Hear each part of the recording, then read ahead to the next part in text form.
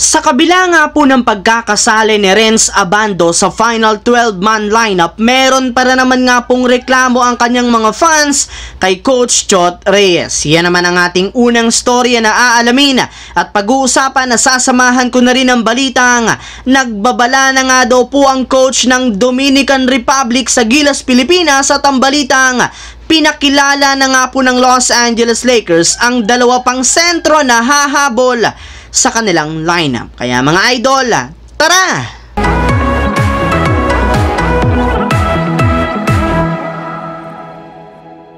Katulad nga po mga idol ng naibalita ngayong araw, tuluyan na nga pong napabilang si Renz Abando sa gagamiting final 12-man lineup ng Gilas, Pilipinas para sa darating na 2023 FIBA World Cup. Yes mga idol, bagamat man may ilang mga analyst ang hindi pumabor sa kanya na mga nagdaang araw, tuluyan para naman nga siyang nakasali sa official lineup ng Gilas kung saan makakasama nga niya dito sina Kai Soto, Junmar Fajardo, AJ Edu, Japet Aguilar, Jamie Malonzo, Jordan Clarkson, Dwight Ramos, CJ Perez, RR Pugoy, Scottie Thompson at si Kiefer Ravena. Pero kahit man nga po mga idol kabilang si Abando sa final 12 ng ating national team, meron para naman nga pong pinag-aalala dito ang kanya mga fans, gayong posible nga na mabangko o ma-DNP lamang ito ni Coach Chot Reyes sa kanilang susunod na laban.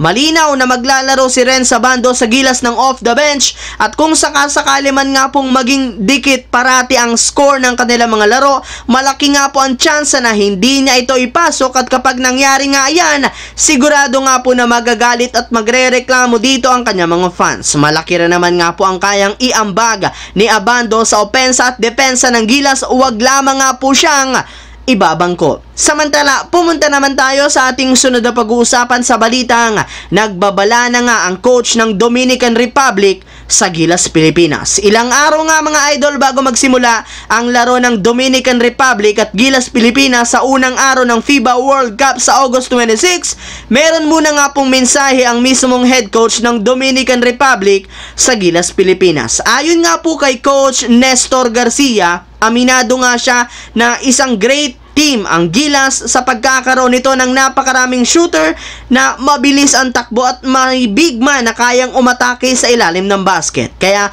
inaasahan nga po niya na magiging agresibo ang koponan ng Gilas, Pilipinas sa kanilang magiging bakbakan. Aminado rin naman ito na hindi nga po magiging madali para sa kanila ang kanilang mga magiging laban sa FIBA World Cup kahit meron silang isang Karl Anthony Towns. Pero sa kabila nga po mga idol na mga ginagawang papuri ng head coach ng Dominican Republic, sa Gilas hindi pa rin naman ito nadala ang ilang mga fans, gayong isa lamang nga itong pampalubag ng loob at isang sekretong babala na kapag hindi nga naging agresibo ang Gilas sa kanilang laban, tatambakan lamang nga nila sa kanilang magiging laban. Habang dumiretso naman tayo sa ating huling storya dito sa balitang pinakilala na nga po ng Los Angeles Lakers ang dalawa pang sentro na hahabol sa kanilang lineup.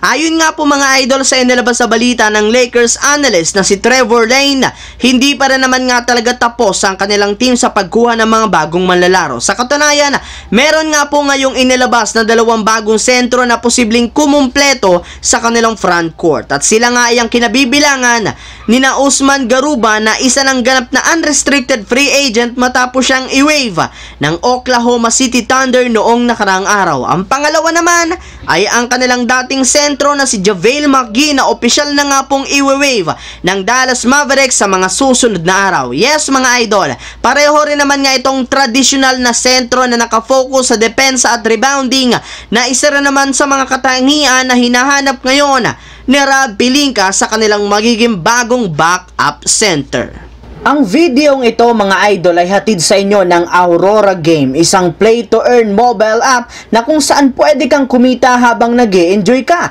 Maraming mga games dito mga idol gaya ng color game na alam kong siguradong mananalo kayo. Dragon versus Tiger na simple lang, pipili ka lang kung Dragon ba o Tiger ang mananalo. Meron ding toss a coin na alam kong alam nyo na at marami pang iba. Sobrang dali lang mag-register, gamit lang ang iyong mobile number, hintayin ang verification code at gumawa ng password. Madali lang din mag-cash in at pag panalo, cash out agad gamit ang iyong GCash account. Kaya ano pang hinihintay nyo mga idol?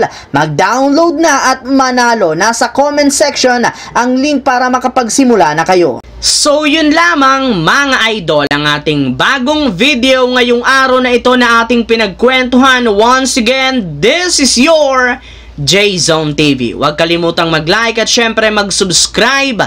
Pindutin ang notification bell sa aking channel para lagi kayo maging updated at laging ma-notify sa mga videos na pinapalabas ko. I-follow, bisitahin at i-like ang ating Facebook page, J-Zone TV. Thanks for watching mga idol. Hopefully, nag-enjoy kayo ngayon.